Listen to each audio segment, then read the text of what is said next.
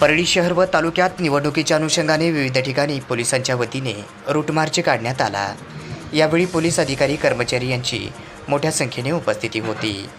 बीड जिल्ह्यामध्ये निवडणूक 2024 लोकसभा निवडणूक सुरू आहे। या अनुषंगाने कोणताही अनुचित प्रकार घडू नये, निवडणूक प्रक्रिया शांततेत पूर्ण पाडावी, या संदर्भामध्ये परळी शहर व तालुक्यामध्ये संदिग्ध अशा भागामध्ये त्यांनी रूट मार्च काढला। यावेळी मोठ्या संख्येने पोलीस अधिकारी कर्मचारी यांची उपस्थिती होती।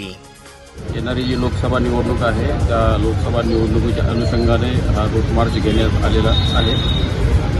लोकांना हा एक संदेश आहे पोलीस दलातर्फे, ही जी निवडणूक आहे शांततेच्या मार्गाने निर्भयपणे निपक्षपातीपणे झाली पाहिजे आणि जे त्यामध्ये जे गुंड वगैरे आहेत त्यांनी कुठल्याही प्रकारचा अनिश्चित प्रकार करू नये हा त्यांच्यासाठी एक संदेश आहे। मतदारांना आव्हान असं राहील की सर्व मतदारांनी मतदानासाठी बाहेर पडलं पाहिजे आणि ह्या प्रक्रियेमध्ये भाग घेतला पाहिजे।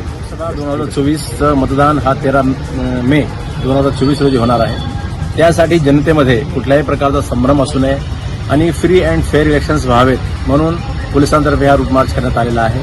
सर्व जनतेला संभाजीनगर पोलीस स्टेशन आणि शहर पोलीस स्टेशनच्या वतीने आव्हान असेल की सर्वांनी या मतदानासाठी घराबाहेर पडायचं आहे आणि 100% मतदान करून या देशाची लोकशाही मजबूत करायची आहे आणि कोणत्याही दबावाला बळी न पडता फ्री अँड फेअर इलेक्शन होतील याची आम्ही ग्वाही देतो। संवेदनशील मतदार केंद्रामध्ये आपली भूमिका काय असेल?